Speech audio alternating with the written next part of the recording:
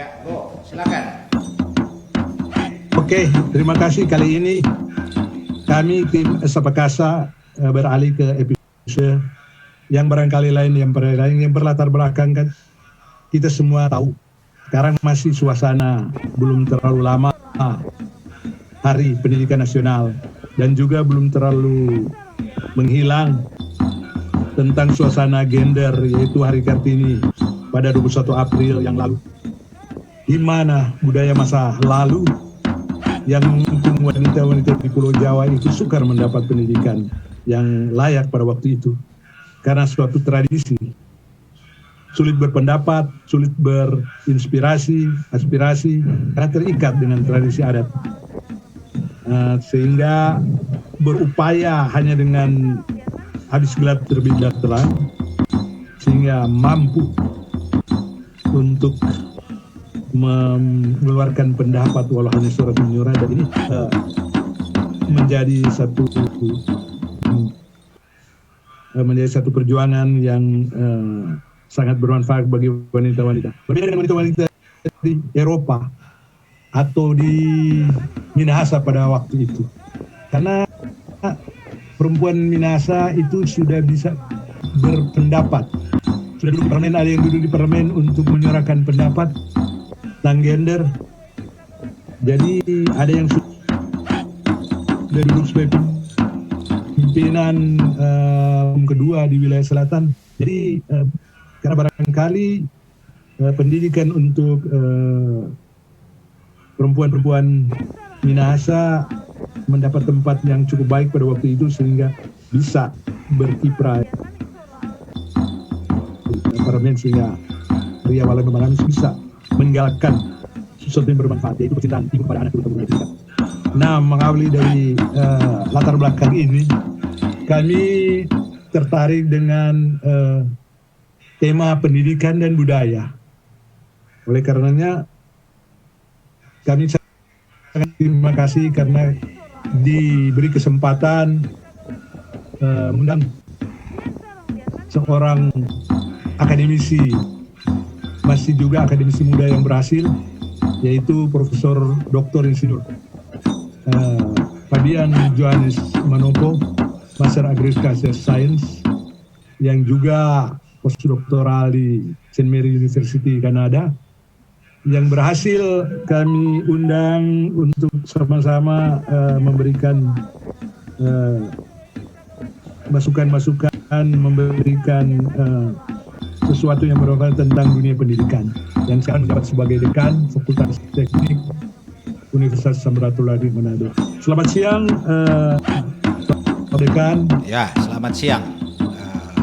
Ya, panggil Neremo. Sehat-sehat. Sehat-sehat. Disehat-sehatkan. Alhamdulillah, puji Tuhan, kami semua sehat-sehat. Kami ingin berdiskusi sedikit tentang tema pendidikan dan budaya. Barangkali banyak netizen yang mendengar ini tentang yang sekarang sedang dikumandangkan oleh Pak Menteri Pendidikan, yaitu Anwar Nadiem Makarim, tentang Merdeka Belajar. Barangkali banyak belum terlalu tahu tentang Merdeka Belajar. Tapi sebelum kami menanyakan tentang solusi-solusi dan ini tentang hubungan dengan pendidikan di daerah kita, karena semua diberi tanggung jawab kepada daerah masing-masing. Tapi dengan program Menteri ini, saya melihat bahwa dari sejak pemerintahan Soeharto yang dikenal dengan program wajib belajar 6 tahun, wajib belajar 9 tahun, 12 tahun, kemudian di 2002, saya pikir cukup berhasil dari banyak menuntaskan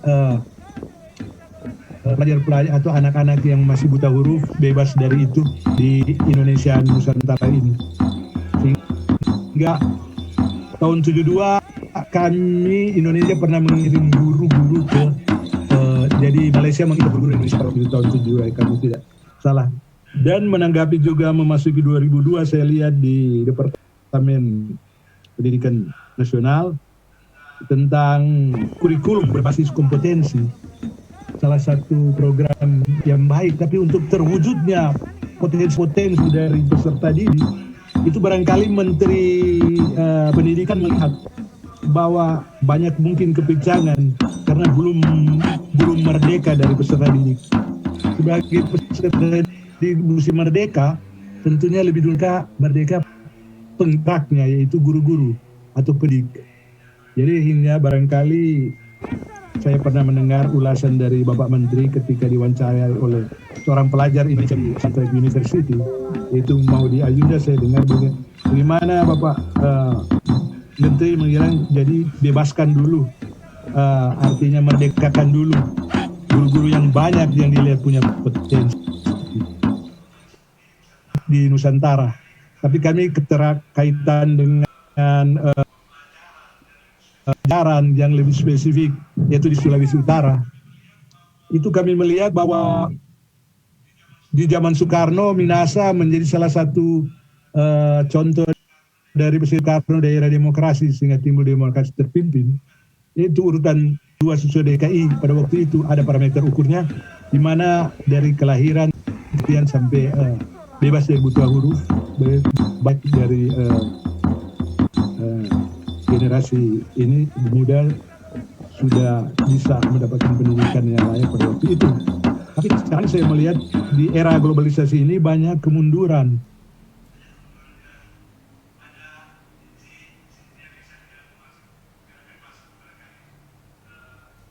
Sore. Ya, selamat sore Cik Untuk Cynthia. bersama-sama mendiskusikan dengan narasumber Bapak Profesor Dr. Insinyur Fabian Manopo. Selamat sore Cik Cynthia. Selamat sore Pak Ya. Dekan. Kami melihat perlu sekali artinya nasihat-nasihat dan strategi pendidikan apa yang tepat dan cocok untuk kami di era globalisasi ini, sehubungan dengan tentunya Merdeka Belajar yang sudah diterapkan, yang kami pikir seperti tadi katakan untuk dapat membentukkan kurikulum berbasis kompetensi itu harus merdeka betul-betul. Nah barangkali itu sampai untuk terwujudnya tentunya yang istilah learning outcomes itu, di mana ada ungkapan pernyataan dari peserta didik itu setelah selesai satu periode belajar bahwa apa yang bermanfaat dan itu ditemukan di tentunya tiap peserta didik yang mempunyai potensi yang berbeda-beda terwujud setelah menyelesaikan satu. Itu kami ingin tanyakan kepada Bapak saya ya, apa kira-kira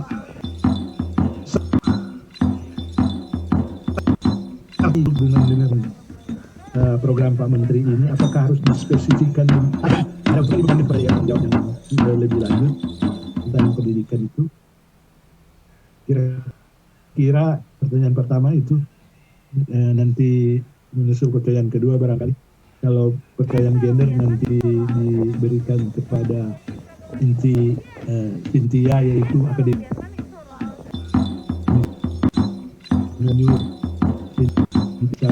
master arsitektur. Jadi pertanyaan pertama buat Bapak Dekan. Oke, jadi kita kira apa strategi kita itu dengan melihat ada satu program yang sangat ya menurut saya sangat baik ya saat ini yang diluncurkan oleh Mas Menteri Pendidikan kita sekarang ini jadi Menteri Pendidikan Research dan Teknologi ya. Jadi memang pada saat ini katakanlah kita daerah Sulawesi Utara ya, dulu ada banyak kebanggaan kalau bicara soal pendidikan sumber daya manusia di Sulawesi Utara ya. Kita punya tokoh-tokoh pendidikan termasuk Samratul Langit ya. Kemudian banyak lagi ya, ada beberapa tokoh-tokoh lainnya ya yang cukup berperan aktif di dunia pendidikan di Indonesia dan itu sudah terbukti. Tapi sejalan dengan waktu daerah-daerah lain juga ikut berkembang dengan pesat. Apalagi sekarang ini dunia kita sudah borderless ya. Borderless artinya arus informasi begitu cepat ya. Perkembangan ilmu pengetahuan itu semakin cepat. Jadi di Indonesia itu seluruh dunia bahkan Indonesia saling berpacu dengan waktu itu untuk saling memberikan yang terbaik di dunia pendidikan. Tidak lepas dari daerah-daerah yang ada di Indonesia, sehingga Sulawesi Utara saat ini juga kalau kita tidak berbenah atau kita tidak siap atau tidak ada keinginan untuk melakukan perubahan dengan sistem yang baru yang diluncurkan atau gagasan yang diberikan oleh Menteri kita, Menteri Pendidikan Ristek, ini kita akan ketinggalan. Jadi suka atau tidak suka kita harus masuk. Karena apa? Karena program yang diluncurkan atau gagasan menteri ini sangat baik bagi perkembangan pendidikan lebih khusus di daerah. Kenapa saya katakan demikian? Karena Merdeka Belajar ini memberikan kesempatan seluas-luasnya kepada daerah untuk bisa belajar lebih lagi. Katakanlah di Merdeka Belajar ini mahasiswa, katakan di mahasiswa itu mereka boleh belajar 20 SKS di universitas di luar negeri ataupun di Indonesia, universitas-universitas terbaik. Nah, ini kan satu kesempatan yang sangat baik yang diberikan oleh atau gagasan yang diberikan oleh Menteri Pendidikan kita. Nah, itu baru satu. Belum lagi selama ini di dunia kampus itu kita hanya mengenal kerja praktek yang ya hanya 2-3 SKS, itu hanya berapa 2 bulan 3 bulan di lapangan dan mereka kembali. Nah, sekarang dengan program Kampus Merdeka ini mereka memiliki 20 SKS penuh, mereka bisa masuk ke lapangan dan full di lapangan. Kemudian mereka bisa melihat langsung di lapangan apa-apa yang ilmu-ilmu yang mereka pelajari di kampus, dan mereka lihat apakah di lapangan itu sesuai atau tidak, sehingga mahasiswa akan lebih mendapatkan atau wawasannya akan jadi lebih luas lagi.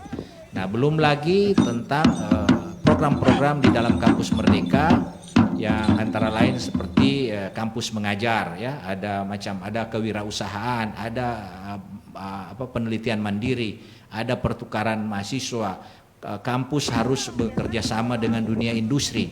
Dosen-dosen harus bekerja sama dengan dunia industri, harus melakukan penelitian bersama. Pemerintah menyiapkan juga anggaran untuk itu. Nah, ini semua adalah satu terobosan yang sangat berani yang dilakukan oleh menteri kita, dan ini sangat baik, sangat baik, dan kita bersyukur sekarang ini kita diberi kesempatan. Nah, persoalan apakah sumber daya kita siap untuk itu? Inilah yang menjadi masalah di sekarang ini ya.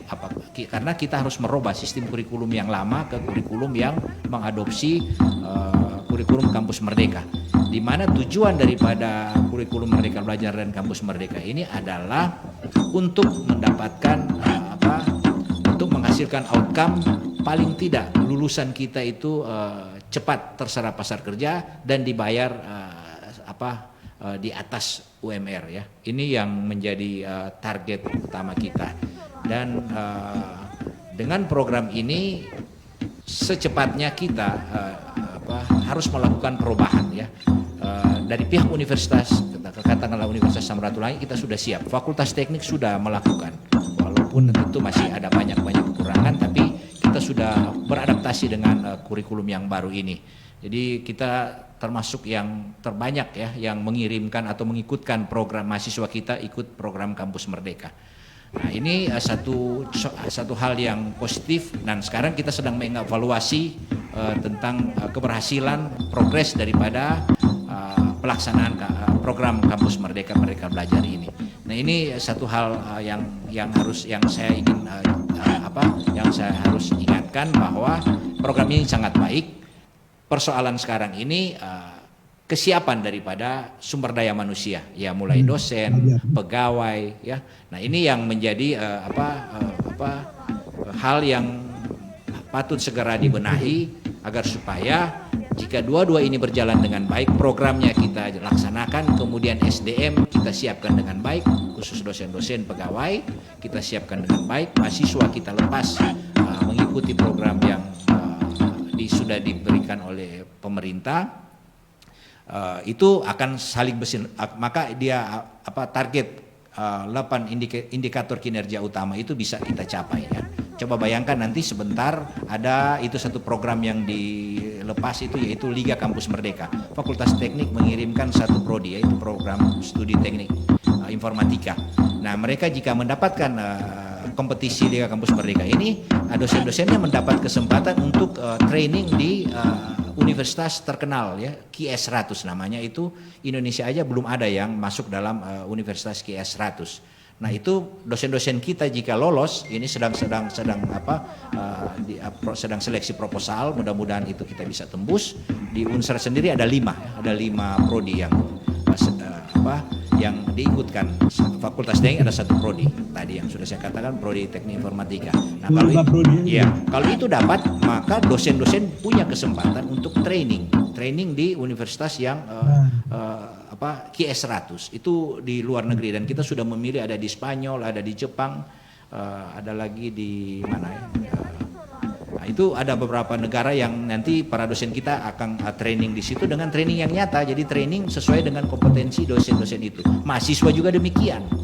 Jadi itu bayangkan kalau ini program ini hebatnya program ini ya. Kita punya mahasiswa kan dibiayai semua ini. Belum lagi di dalam program Liga Kampus Merdeka itu mahasiswa kita akan dibiayai untuk membuat startup. Startup itu apa? Startup yang laku harus dijual di pasar. Jadi ilmu-ilmu kita dibuat dalam bentuk startup.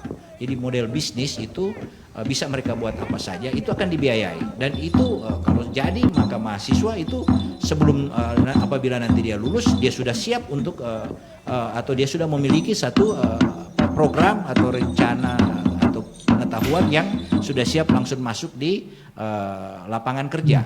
Nah, ini tentu satu hal yang sangat baik ya, yang kita lihat dari program Merdeka Belajar Kampus Merdeka. Nah, sekarang ini itu yang saya katakan. Tinggal kita harus suka atau tidak suka harus masuk, karena ini satu program atau yang sangat baik khususnya bagi daerah-daerah ya. Saya kira itu yang mungkin bisa saya. Terima kasih. Saya akan lanjutkan lagi untuk ini kan jangka panjang, jangka pendek dari program untuk khususnya tentu Unsrat. Tapi kita tanyakan juga dari senior school sampai sekolah dasar. Sebelumnya kami beri kesempatan kepada Dr. Insinyur Cynthia Wisin yang mewakili gender untuk menanyakan kepada narasumber. Oke. Baik, terima kasih kepada Raymond Sampo. Saya terlibat dalam kegiatannya Esa Pekasa pada saat ini. Cik Cynthia, gambarnya dapat lihat. Cik Cynthia, boleh kasih aktif video supaya boleh dapat lihat. Begitu. Oh iya. Ini boleh. Oke, supaya dapat lihat di. Ya. Oh, enggak apa-apa. Oke, silakan. Hati-hati. Oke, begitu enggak apa-apa, biar aja. Ya. Prof Bian kan akademisi dan juga Padekan. Nah, ini masih kaitan dengan tema yang dibahas di sini adalah pendidikan dan budaya. Ini karena belum terlalu jauh dengan Hari Kartini ya, Kartini. Jadi pertanyaan ini akan terkait dengan pendidikan dan budaya itu sendiri, yang di masa lalu kita melihat terjadinya genderisasi begitu ya. Nah, ini mau tanya tanggapan dari Prof. Fabian Semisi. Nah, bagaimana itu pendidikan dan budaya di Sulawesi Utara pada saat ini? Kalau dulu itu Depdikbud Badekan, dan sekarang sudah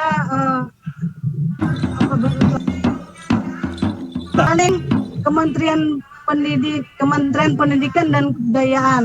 Nah, strategi apa yang tepat kira-kira mau diterapkan di dunia pendidikan formal dan non formal menghadapi globalisasi ini? Karena dari dulu kita sebenarnya sudah punya melahirkan putra-putri terbaik di banyak bidang secara nasional bahkan internasional. Nah, menurut Prof Fabian ini menghadapi ini, saya kira strategi yang tepat itu seperti apa? Apalagi dikaitkan dengan budaya yang sekarang begitu. Oke, jadi begini ya. Saya kira tanggapan. Kalau untuk Iya. menjawab ini, saya kira saya dan Neremon ini pernah di Jepang ya. Sebenarnya kita harus belajar dari negara. Contoh yang paling bagus itu negara Jepang. Kenapa? Negara Jepang itu negara yang terbuka terhadap termasuk terbuka terhadap budaya asing. Tetapi itu mereka rata-rata itu kalau katakanlah sekarang mau dari muda sampai tua itu katakanlah kalau disuruh menari satu tarian tertentu itu mereka bisa semua. Kenapa? Karena mereka dari kecil itu mulai dari taman kanak-kanak mereka sudah diajar budaya-budaya mereka. Seluruh budaya mereka sudah ditanamkan sejak kecil. Nah ini yang saya lihat kita masih belum optimal di situ. Jadi harusnya semua budaya-budaya atau tradisi-tradisi leluhur kita yang sangat baik itu harus tetap kita tanamkan seperti gotong royong ya, mapalus kalau di kita di Sulawesi Utara ya. Saya pernah mengangkat saya sebut budaya tabea. Kenapa? Itu tabea itu sebenarnya kalau kita lihat itu sederhana ya itu, tapi orang-orang dulu itu setiap berjumpa di jalan kalau kita lihat kalau orang di kampung itu saling bertegur sapa tabea, tabe ya, sampai sekarang itu masih ada. Kenapa? Dan itu apa? Itu sebenarnya bertegur sapa itu adalah saling menghormati, apalagi dan itu selalu diawali oleh yang lebih muda kepada yang tua. Itu menghormati yang muda terhadap yang tua. Nah Jepang itu sampai sekarang itu budaya-budaya seperti itu ada terus di sekolah-sekolah ditanamkan. Nah ini sebenarnya satu hal yang harus kita lakukan. Jadi kita tidak usah tertutup atau takut terhadap budaya asing, tetapi kita harus memperkuat budaya lokal kita, kearifan lokal kita itu lewat satu pendidikan yang dilakukan sejak dini. Itu yang kami sedang lakukan. Kami juga bersama beberapa pemerhati bahasa sekarang ini sedang peduli ada beberapa bahasa daerah kita itu bisa punah. Dan kami sedang berusaha itu bahasa Tondano itu untuk tidak punah, dan kami upaya-upaya kami itu sekarang ini sudah sedikit mulai melihat ada buah-buahnya, sudah ditangani oleh pemerintah. Itu sudah ada lomba-lomba misalnya bahasa Tondano, jadi lomba pidato, lomba lain-lainnya itu sudah dilakukan hampir setiap tahun di sekolah-sekolah antar SD, SMP, SMA. Itu apa? Itu kita menjaga jangan sampai bahasa daerah kita itu akan hilang pada satu saat, karena secara internasional itu bahasa itu diakui jika dia masih ada sekitar kurang lebih 300.000 penutur. Nah sekarang ini coba orang lihat orang bahasa daerah sudah mulai hilang di generasi, katakan generasi kita aja sudah mulai hilang, ya kan? Generasi kita aja sudah mulai hilang. Nah bagaimana dengan anak-anak kita? Ya kan, kita tidak salah mendidik anak-anak kita untuk belajar bahasa asing, tapi kita juga jangan malu atau jangan segan-segan mendidik anak-anak kita mempelajari bahasa itu atau berbahasa daerah. Kita harus contoh misalnya di Batak, di Jawa, itu bahasa-bahasa mereka sudah masukkan dalam kurikulum. Nah kita di Sulawesi Utara itu belum. Harusnya itu ada di dalam. Itu salah satu budaya kearifan lokal yang harus kita pertahankan. Jangan sampai hilang. Kalau tidak salah sudah ada satu bahasa di Maluku sana itu sudah tidak ada penutur lagi. Kalau tidak salah tinggal 1-2 orang. Nah sudah itu berarti sudah hilang. Nah ini kalau kita tidak jaga 7 bahasa itu, ini satu saat kita akan ya sudah anak cucu kita sudah. Sekarang kan kalau kita lihat anak orang tua kan bangga sekali kalau anak-anak masih kecil sudah bisa berbahasa Inggris, sudah bisa berbahasa asing lainnya. Tapi belum ada yang bangga kalau anak-anak kecil itu mereka lancar berbahasa daerah kita masing-masing. Kita kan ada bahasa Sangir, bahasa Tombulu dan lain sebagainya, bahasa Bantik. Nah ini yang salah satu keprihatinan yang sudah ada di depan mata yang kita bisa lihat. Belum lagi yang ya budaya-budaya lain ya, budaya-budaya lain itu kita ada banyak. Nah semua itu harus kita berikan kepada generasi-generasi sejak kecil, generasi muda sejak kecil itu sudah ada dididik gitu, karena ada banyak budaya-budaya atau kearifan lokal kita itu yang sangat baik yang sekarang ini kita sudah mulai hilang ya. Kalau di Jepang itu kalau bilang senpai itu saya dengan Neremon karena beliau adalah senpai saya, kalau mereka bicara itu saya lebih banyak harus diam daripada membantah gitu. kecuali bicara santai. Kalau dibicara formal itu saya harus menghormati yang senior. Itu budaya Jepang, itu ya. Kalau bilang senpai itu, apalagi sensei itu, guru itu mereka takut. Kalau kita kan sekarang sudah mulai keluar. Ini budaya-budaya itu. Padahal coba dulu orang-orang tua kita kan, kalau tua-tua kampung atau apa sudah bicara kan, yang lain-lain kan harus hormat, tunduk. Sekarang ini waduh, Soninto mana tuh pemimpin, mana tuh anak buah, semua sudah jadi pemimpin sekarang. Apa budaya-budaya itu kan sudah mulai hilang. Nah ini yang saya katakan itu harus kita mulai lewat masuk di dalam kurikulum pendidikan. Jadi budaya itu harus kita masuk lewat kurikulum pendidikan karena itu harus dibina sejak kecil. Nggak bisa terlambat kalau menurut kita. Dan kita belum terlambat, harus mulai. Jadi kita harus merubah mindset. Saya pernah di dalam website saya itu selalu saya ada satu semacam logo itu saya tampilkan, bangga bisa berbahasa daerah. Itu bangga bisa berbahasa daerah. Itu apa? Untuk jadi kalau dulu kan orang ada satu waktu kalau tidak salah kita itu kalau orang berbahasa daerah seperti orang udik gitu. Orang bilang orang udik dia kalau bahasa daerah. Nah, itu pernah terjadi seperti itu. Orang bangga kalau bisa dialek Jakarta misalnya, dialek Betawi gitu. Wah, itu kalau bicara Betawi, rasanya ini orang tidak udik. Pernah ada satu fase kita di Sulawesi Utara seperti itu. Nah, ini tentu sangat tidak bagus. Untung sudah terkikis ya dengan upaya-upaya yang kita lakukan ya. Jadi saya kira ini hal-hal yang harus dimulai ya. Soal dia nanti ditempatkan di mana saja itu kebudayaan, mau di pariwisata atau tetap di pendidikan tidak masalah. Tapi itu tetap harus dididik lewat satu pendidikan formal. Jadi budaya-budaya kita itu harus diajar sejak dini ya, sportivitas, nilai-nilai luhur, kearifan lokal dari para leluhur kita itu harus kita tanamkan sejak dini. Kalau tidak, kalau sudah besar dan kalau tidak ada yang peduli, saya kira ini berbahaya. Kalau sudah tidak ada yang peduli, nah ini kalau dia sudah hilang, nah jadilah kita kacau, budaya kita akan kacau. Kita akan mengikuti budaya asing. Nah ini sangat tidak bagus ya. Kita boleh mengikuti budaya asing. Orang Jepang mau suruh cat rambut, pakai baju gaya barat itu mereka pakai. Tapi coba suruh menyanyi lagu-lagu daerah mereka atau tarian-tarian daerah mereka. Mereka bisa. Nah, ini kan itu satu hal yang sangat baik toh. Gitu. Jadi ini yang antara lain saya tidak terlalu mempermasalahkan dia mau di budaya itu taruh di pariwisata atau taruh di pendidikan, tapi intinya tetap saya harapkan itu harus ada formal di dalam kurikulum kan itu yang mungkin perlu kita push kepada pemerintah daerah kita ya. Kalau sudah ada sudah bagus, kalau belum lebih dioptimalkan lagi. Saya kira itu.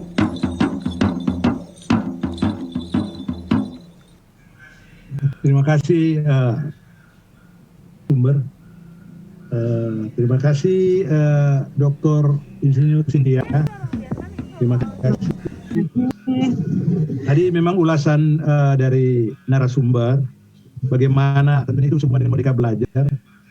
Saya baca juga bagaimana uraian kalau peserta didik mau dimerdekakan, penggerak atau gurunya yang dimerdekakan dulu sehingga mampu bernalar. Pertama ilmu pengetahuan, kedua sehubungan dengan kan pendidikan ada formal, informal dan non formal. Di dalam pendidikan informal itu ada budi pekerti, agama, dan tentunya pengajaran-pengajaran menyangkut etika, moral dan etiket. Memang di Jepang itu sudah tercipta dengan sendirinya. Kalau ketemu di jalan kita nggak manggut 90 derajat, sedangkan sensei profesor sudah manggut seperti itu, terpaksa kita harus ikut seperti itu. Nah, akan terbawa dengan satu dianggap suatu pendidikan informal itu tercipta etiket, etika moral, dan juga bagaimana itu penilaian jiwa dari peserta didik. Itu tercipta. Saya baca juga uraian dari tentang Merdeka Belajar itu salah satunya itu pembentukan di pendidikan informal itu etika moral dan etiket dan pendidikan budi pekerti dan pendidikan agama. Nah, ini saya ingin lanjutkan pertanyaan tadi secara lebih spesifik karena tadi dikatakan bahwa jadi tergantung juga potensi pelajar atau potensi dari pelajar-pelajar kita yang mengikuti Merdeka Belajar ini. Itu sangat penting soal komunikasi bahasa. Nah, sekarang kita kembali di luar itu tadi dikatakan perguruan tinggi. Tadi kita kembali ke senior high school, junior high school sampai sekolah dasar. Sekolah internasional atau international school di Sulawesi Utara hanya sedikit sehingga sangat mahal. Jadi kalau jadi pelajar-pelajar kita ingin tentunya untuk bersaing nanti untuk mendunia ini era globalisasi akan terhambat di masalah itu. Nah sekarang kita melihat jangka panjang. Anak-anak kita kalau mau sekolah di sekolah itu terlalu mahal. Sekarang pertanyaan memang karena masih sedikit guru sehingga barangkali jadi mahal. Kita semua tahu dulu kita banyak sekolah guru. Ada IKIP juga yang sekarang udah jadi UNIMA. Ada sekolah-sekolah guru yang saya tahu ada beberapa tempat sekarang mulai hilang dan barangkali jadi guru ada suatu masa dianggap tidak menjanjikan di dalam tentu kehidupan sosial. Nah, bagaimana sekarang supaya terwujud ini international school yang dapat dijangkau oleh orang-orang tua murid untuk menghadapi globalisasi ini. Jadi sekarang sudah ada kesempatan, tetapi kesempatan itu seperti dikatakan banyak sekali pembelajaran yang gratis di internet, tapi nggak bisa mengikuti gimana. Demikian juga kompetisi untuk mereka belajar ini untuk mendapat kesempatan di luar negeri.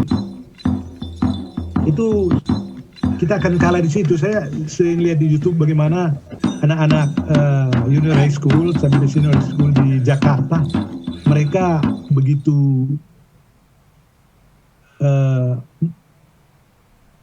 pandai berbahasa komunikasi bahasa Inggris. Saya ke Bali juga ada yang tidak sekolah di bangku jadi non formal, tapi berbahasa komunikasi Jepang, Inggris bisa bagus. Nah sekarang tentu sistematika di dalam daerahnya tentunya sudah tertata.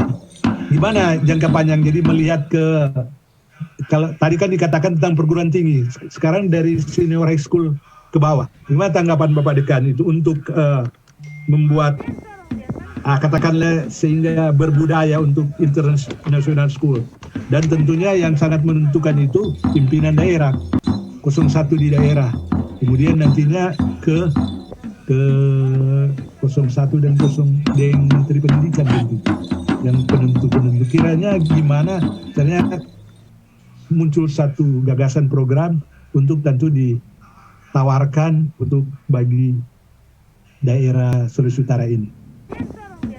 Ya, saya kira begini, kita sekarang ini kita ada di pasar bebas ya, jadi kita tidak bisa lagi mengunci diri dan atau tidak katakanlah tidak memberikan ruang untuk misalnya sekolah-sekolah internasional. Saya kira kita tidak usah seperti itu.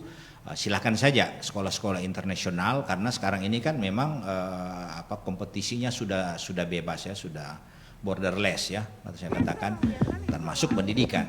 Nah, jadi sekolah-sekolah internasional yang ada di katakanlah di Sulawesi Utara ini, ya itu harus ada semacam satu regulasi. Silakan saja mereka membuat sekolah internasional, tetapi itu kearifan lokal juga mereka harus memasukkan. Ya itu tinggal kita pilih kearifan lokal apa ya, termasuk ya mungkin bisa saja bahasa daerah salah satunya.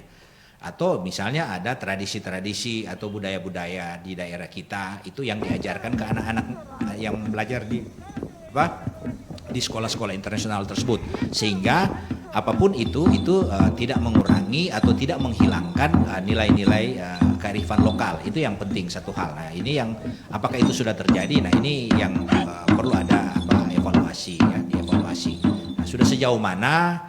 Dan itu harus dimonitor. Jadi bukan sekedar hanya memberi atau memberi sudah kita orang ada satu orang ada semacam satu pelajaran bahasa daerah selain bahasa asing di sekolah tersebut ya.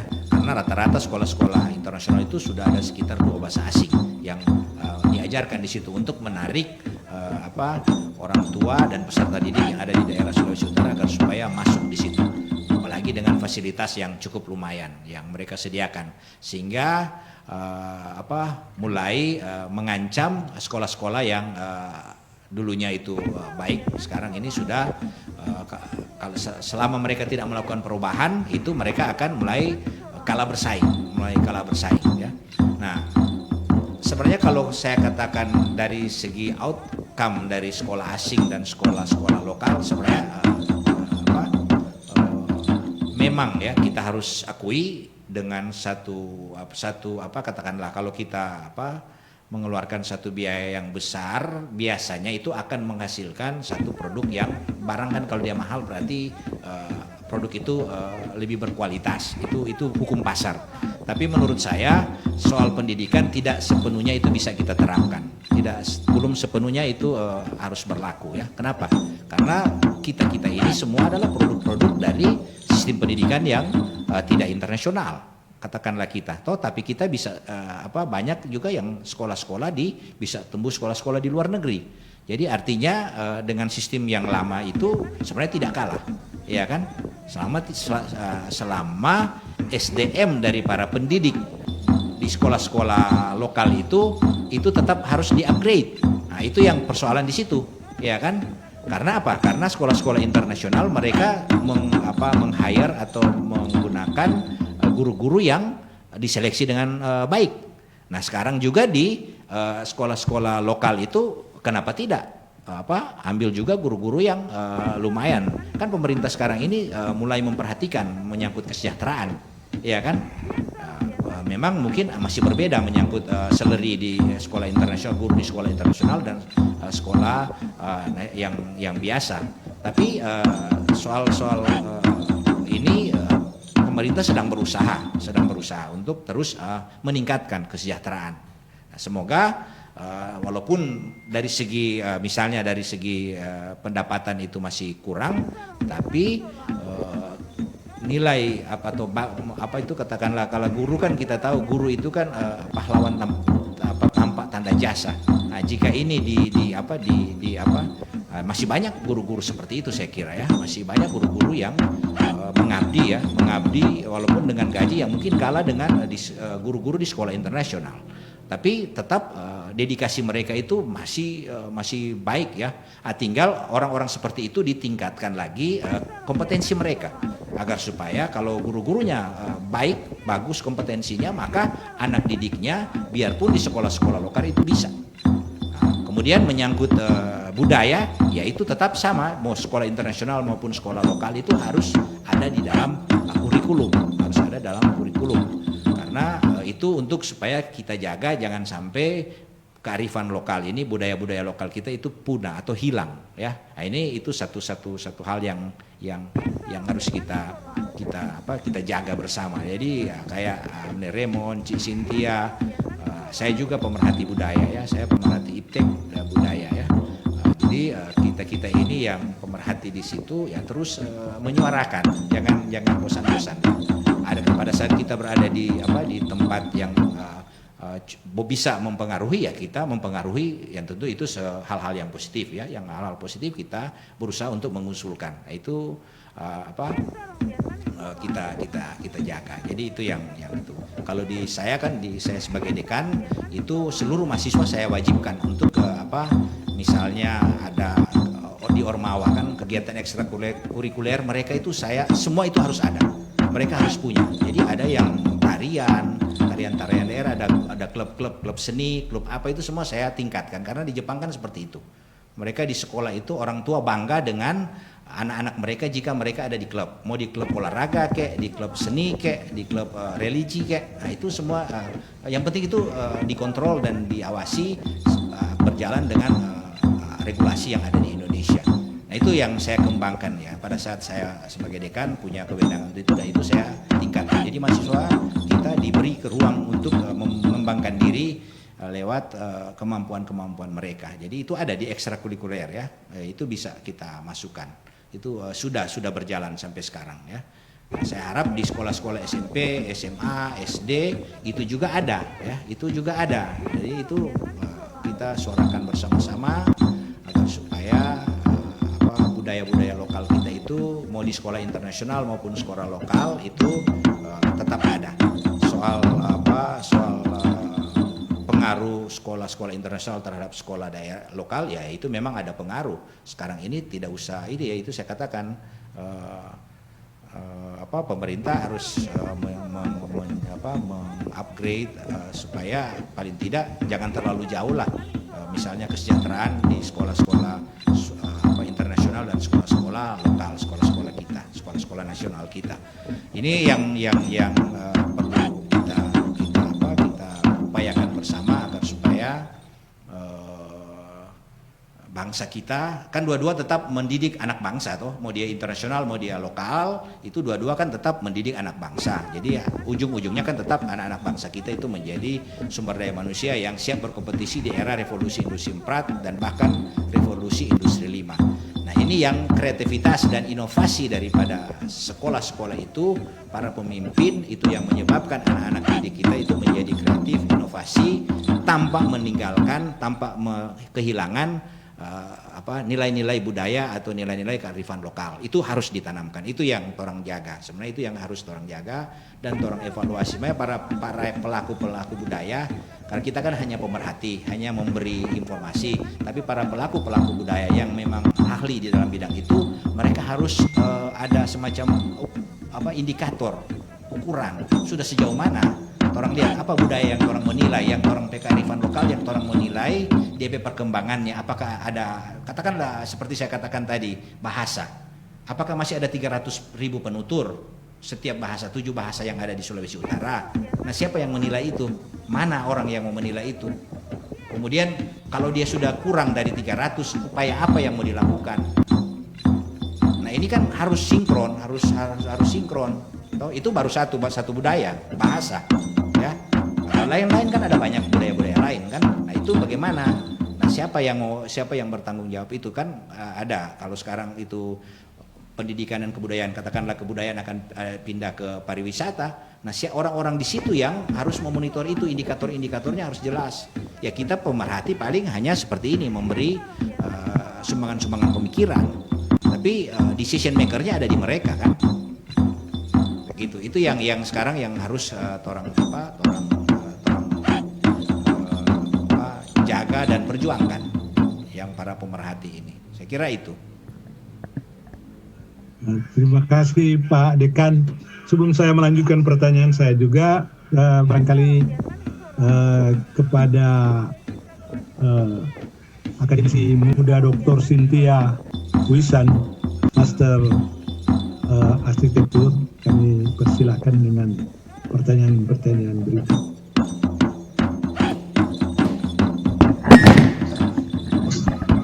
Oke, maksudnya ini saya memberi pertanyaan kepada Prof. Dian atau bagaimana, Neremon? Ya mau menanyakan kan masalah pendidikan perguruan tinggi, misalnya pendidikan tadi kan pendidikan perlu sudah dijelaskan tentang merdeka belajar, banyak guru-guru yang dapat kesempatan kan, di mana guru-guru itu harus merdeka Merdeka dalam arti intensif, merdeka dalam arti penghargaan sertifikat, merdeka dalam arti tidak ada penekanan dan sebagainya, tapi dituntut juga expert.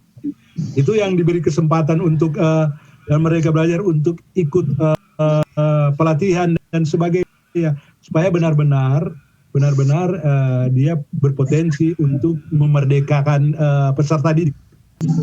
Itu jadi dijelaskan juga dari contoh Jepang kayaknya sudah lama merdeka, mereka sudah terwujud bagaimana etiket, etika, moral, dan itu tercipta dengan sendirinya di sekolah dari jam 8 sampai dari SD sampai senior high school, jam 8 sampai jam 5 sore. Mereka PR tidak ada di rumah, buat di rumah, jadi semua dilakukan di sekolah, dan penekanan kompetisi tidak ada di situ.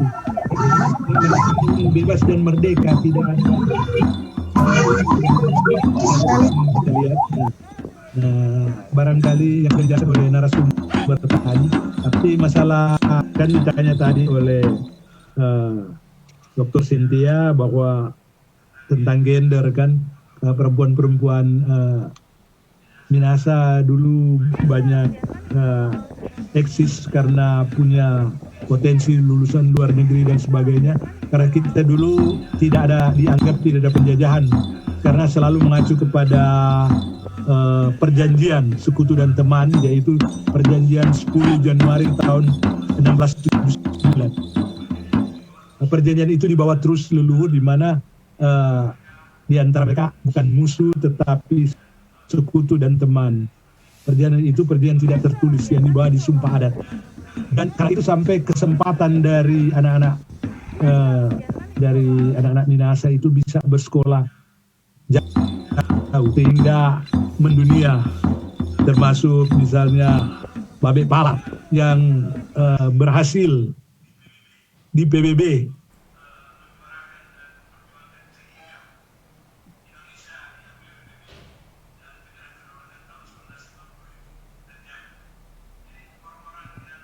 Yang berpotensi mendunia, apakah sekarang masih ada? Saya lihat juga orang-orang yang mendunia lulusan luar negeri. Ibu Sri Mulyani banyak yang berpotensi lulusan luar negeri, hampir semua, Menteri Pendidikan dan sebagainya. Kan nanti kita seakan-akan harus ke luar negeri lagi. Padahal bagaimana supaya di dalam negeri tidak perlu ke luar negeri, kita sudah bisa berkarya kan, karena semua internasional ada, dan perguruan tinggi juga. Kalau di sekolah SD itu mulok ada muatan lokal, tapi apakah sudah memadai itu nanti dibicarakan nanti dari pariwisata dengan pendidikan di daerah. Tapi pertanyaan saya akan berikan, kalau Dr. Cynthia belum mau memberi pertanyaan barangkali narasumber. Pertanyaan saya singkat aja, karena saya pikir apa perlu mewujudkan sekolah guru internasional di daerah kami, sehingga guru internasional bisa ada, pertama memadai, karena sekolah internasional juga belum berarti bisa merangkum semua, karena di kami yang internasional, kalau kompetisi ke Olimpiade justru yang bukan internasional yang paling banyak pesertanya. Misalnya SM Lokon, 99, mereka itu bukan international school, pernah ada kelas rintisan tapi tidak terjadi di Lokon. Nah sekarang bagaimana Pak Dekan diwujudkan, kan kalau kelebihan kita di sport, guru internasional. Jadi bisa melangkah pertama itu membuat sekolah internasional bisa murah. Ini mahal sekali. Saya lihat banyak anak-anak, orang tua ingin sekali anak sekolah di situ, tidak bisa. Bagaimana Pak? Jadi mungkin ini kita bisa belajar juga dari Jepang ya. Dari Jepang, kalau sekarang ini, dulu kan guru-guru itu misalnya cuma sekolah pendidikan guru. Tapi kan sekarang kan jenjang pendidikan guru kan sudah bisa bukan cuma S1 aja. Sudah dulu kan bahkan sampai ada SPG itu sudah bisa mengajar. Kemudian ada IKIP dulu. Nah sekarang di IKIP sendiri itu kan sudah ada master, sudah ada doktor. Jadi mereka itu kan, dan kadang-kadang master atau doktor itu mereka belajar menjadi apa? Dia menjadi guru bisa balik ke SMP, SMA. Nah ini jalur-jalur pendidikan kompetensi kan. Nah saya kira saya juga sependapat kalau misalnya guru-guru kita juga itu ada katakanlah training, itu training dibuat training di luar negeri agar supaya mereka juga punya wawasan lebih luas lagi. Kan tujuannya kalau guru semakin berkompeten, kompetensinya semakin bagus, maka tentu logikanya anak-anak didiknya itu akan semakin kompetensinya juga akan semakin baik. Jadi saya kira bisa program itu dilakukan ya. Seperti kita kan dosen-dosen di kampus kan kita dimintakan untuk sekolah di setinggi-tingginya kalau bisa di luar negeri kan, itu program pemerintah sekarang kan ada banyak beasiswa yang disediakan oleh baik beasiswa langsung dari negara pemberi beasiswa seperti Jepang, Amerika. Jepang kan ada Mombuso, Amerika ada Austria ada House8, Amerika ada Fulbright, macam-macam. Kanada ada SIDA, baru Jerman ada semua ya, ada kalau Jerman DAT ya, itu beasiswa yang diselenggarakan oleh pemerintah luar negeri. Itu para guru maupun dosen itu diberi kesempatan untuk mendapatkan beasiswa itu untuk meningkatkan kompetisi. Nah, kalau di pihak pemerintah Indonesia kan ada LPDP kalau tidak salah, LPDP. Nah, LPDP ini itu bisa guru, dosen atau bahkan yang baru lulus fresh graduate itu bisa apply untuk sekolah S2, S3, misalnya LPDP itu mereka itu dimintakan itu mereka harus kembali ke Indonesia, dan itu sudah banyak sekarang ini yang lolos LPDP itu adalah beasiswa dari pemerintah Indonesia yang menyekolahkan fresh graduate itu S2 dan S3 di luar negeri. Nah itu tidak terlepas hanya dosen dan guru ya. Orang tidak berprofesi dosen dan guru itu juga tidak boleh ikut, tapi itu mereka harus balik ke Indonesia, mengabdi ke Indonesia. Ini program-program positif yang sudah disiapkan oleh pemerintah. Cuman informasi ini yang harus diberikan kepada guru-guru, dan guru-guru harus berani. Ya jangan guru-guru takut untuk mau ikut, karena itu memang dasar basicnya kalau mau ke luar negeri kan paling tidak bahasa Inggris. TOEFL-nya harus di atas rata-rata, paling kurang 550. Nah, apakah guru-guru kita kondisi saat ini itu siap untuk itu? Nah, ini menjadi persoalan. Kalau fresh graduate ya mereka mungkin bisa, kalau dosen mungkin bisa. Tapi kalau guru-guru, nah apakah mereka siap untuk belajar di luar negeri? Karena tidak mungkin kan mau pergi tidak bisa berkomunikasi. Nah, itu kita aja ke Jepang dulu kan harus bisa berkomunikasi. Jadi tidak. Nah, ini yang persoalan. Pemerintah sudah menyiapkan itu.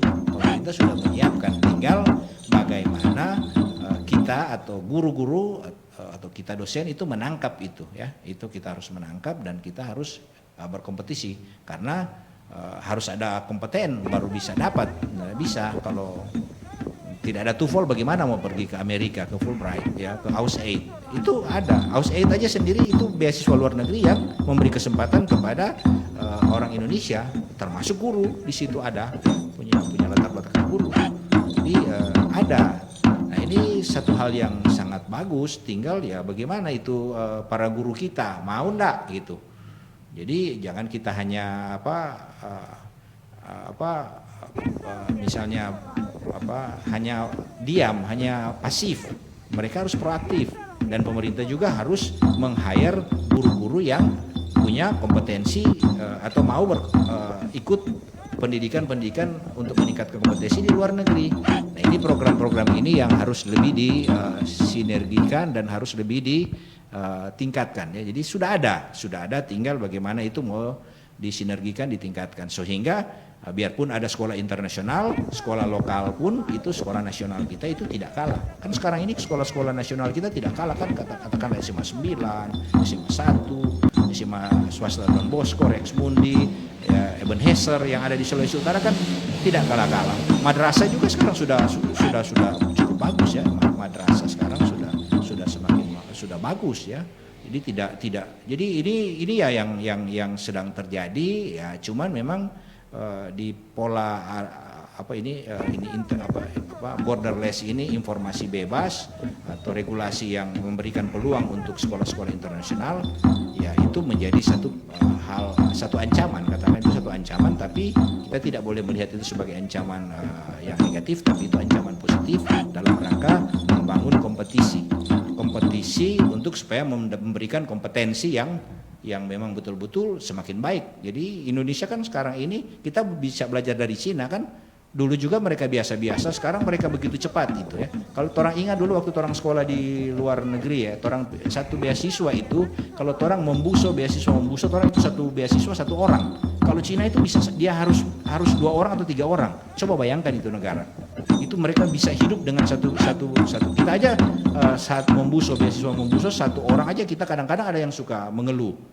Sementara mereka itu bisa sampai satu beasiswa itu harus diperuntukkan 2 sampai 3 orang. Bayangkan, itu negara Cina. Nah, sekarang mereka maju. Malaysia juga seperti itu, ya. Malaysia juga itu misalnya dulu kita itu untuk beasiswa luar negeri itu hanya lebih ke dosen-dosen negeri.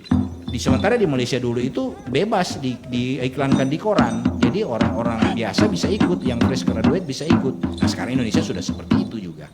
Sudah banyak beasiswa untuk fresh graduate. Jadi sudah kompetisi bebas dan kita harap Malaysia bisa panen. Sekarang Cina yang paling hebat, belajar dari Cina. Mereka itu sampai seperti saya katakan tadi itu. Mereka rela sekolah dengan biaya yang seminimal mungkin itu. Bayangkan mereka sekolah sama-sama, kita sekolah dengan mereka harus pecah 3 itu uangnya. Kita cuma 1 aja. Nah, ini kan 1 dan sekarang kan mereka mulai menikmati.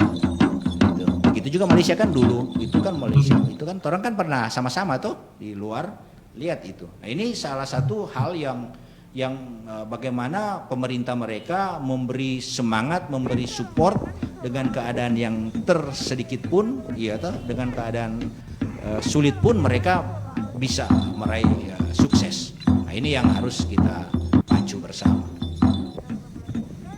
Oke, terima kasih Pak Dekan. Memang kalau bicara Cina, saya juga kaget dengan pembangunan mereka. Dulu kan kalau gempa atau sering belajar ke Jepang. Ini Cina bisa bikin bangunan bertingkat 15 lantai dalam 6 hari. 30 lantai dalam 15 hari. Dan 57 lantai dalam 19 hari. Bisa begitu. Luar biasa. Tapi sebelum saya ada pertanyaan terakhir buat narasumber, saya beri kesempatan kepada Dr. Insinyur Cynthia Wisan. Dipersilakan. Terima kasih Raymond.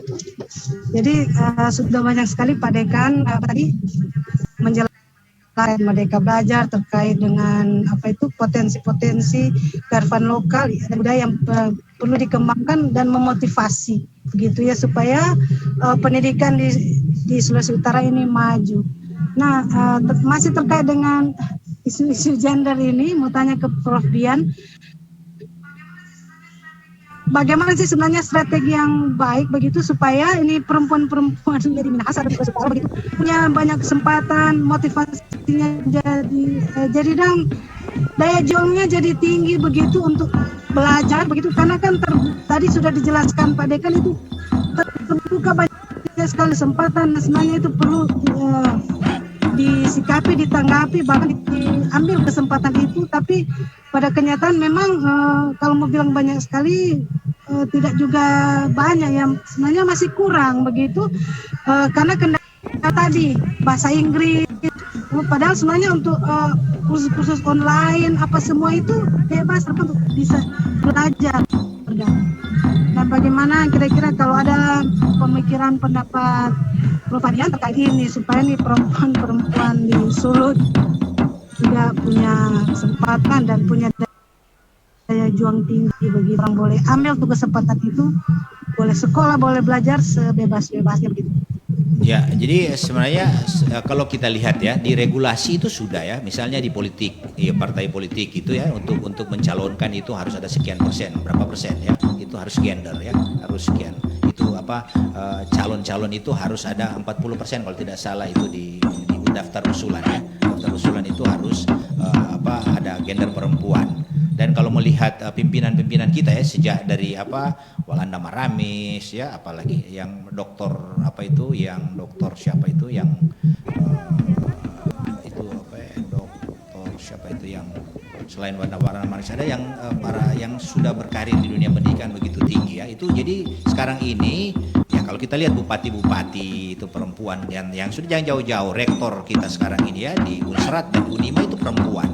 Jadi sebenarnya gender ini sudah bukan lagi ini ya. Jadi kita di daerah Sulawesi Utara tidak kaku, pemerintah Indonesia juga memberi ruang.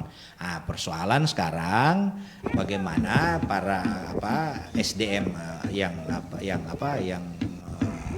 gender perempuan ini mereka mengembangkan kompetensi mereka di setiap bidang apa saja ya. Kalau dia dosen, karirnya ada di dosen, ya kan? Dia karirnya di dosen, ya bagaimana dia paling tidak menjadi dosen yang baik, ya toh. Kalau dia bisa duduk dipercayakan sebagai pemimpin seperti rektor kita, ya manfaatkan. Kita lihat kan rektor kita, rektor Unsrat kan, dia bikin Unsrat kan sekarang ini termasuk di 30 besar universitas ranking internasional di Indonesia, ya. Itu bisa menembus sampai ke situ, ya.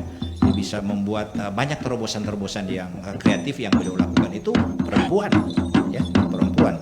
Ya toh, kalau boleh dibilang ya sebelumnya para lelaki belum seperti katakanlah beliau, kita harus akui kan kalau melihat akreditasi A. Sebelumnya para lelaki-lelaki belum ada yang kasih bikin A, iya toh. Nah, ini kan contoh saja. Ini contoh kan gender ya, hebat ya. Jadi ya itu jangan pada saat ada kesempatan. Jadi yang generasi muda, nah pada saat misalnya rektor kita sudah 2 periode, nanti kan ada generasi muda juga gender, silakan berkompetisi. Nah, itu yang saya katakan. Jangan instan ya. Saya hanya memesan jangan instan. Ada orang ingin cepat. Semua ilmu itu orang boleh belajar di mana saja. Ilmu itu orang boleh belajar di bangku-bangku pendidikan. Tapi pengalaman tidak bisa. Ada kan orang terlalu muda, belum banyak pengalaman, orang semua loncat, semua naik cepat-cepat. Jangan. Kalau kita baru dipercayakan di tahap 1 ya, orang pegang dulu itu. Orang berhasil di tahap 1, dipercayakan tahap 2, orang masuk lagi di tahap 2.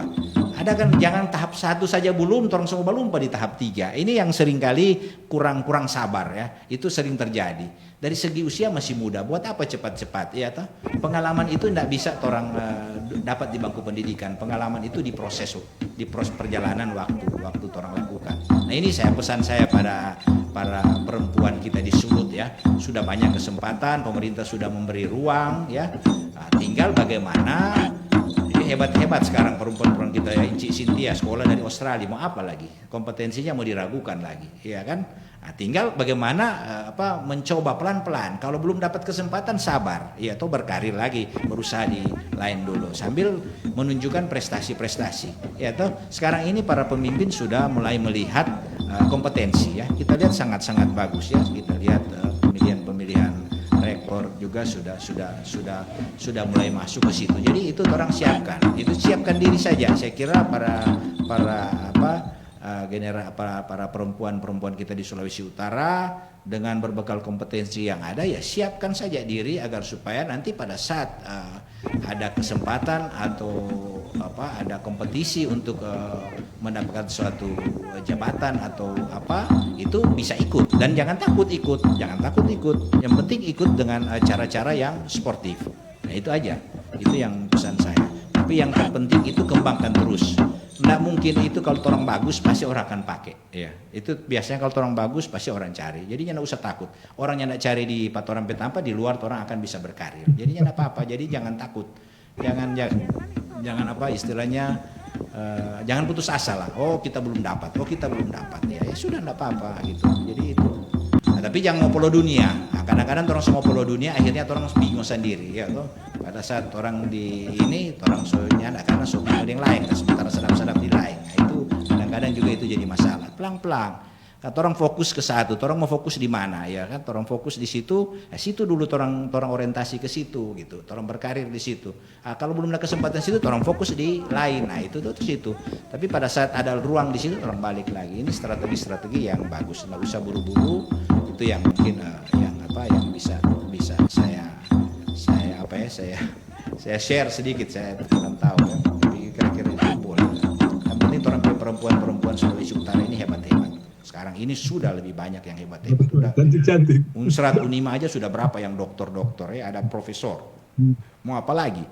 Tinggal bagaimana ya kan orang mau berkarir kan, orang mau mengabdi untuk negara kan tidak harus jadi pemimpin semua, ya kan, tidak mungkin. Jadi biasa juga kalau orang memang memberi diri dengan bagus kan, yang penting kan orang sudah mendidik menjadi pendidik yang baik kan sudah sangat bagus itu kan sudah apa sesuai orang beriman kan bagus toh. Ya, kalau dipercayakan jadi pemimpin syukur, kalau belum tidak apa-apa, ya kan gitu. Oke, terima kasih Pak Dekan sebagai narasumber. Ada pertanyaan terakhir lagi, tapi terima kasih kepada juga